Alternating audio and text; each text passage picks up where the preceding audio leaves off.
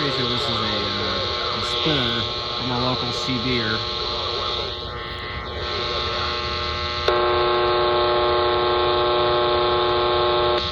But it is pulling 118.8 hertz, which is a CQCSS.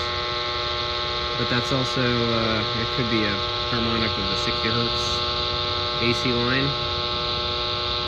You know, 60 times 2 is 120.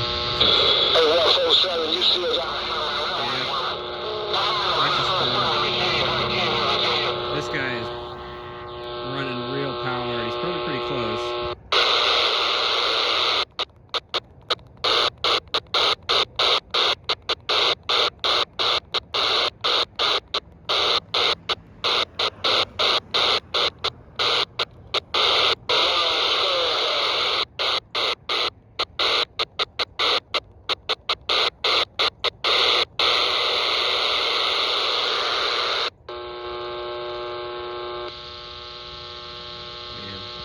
It's crazy.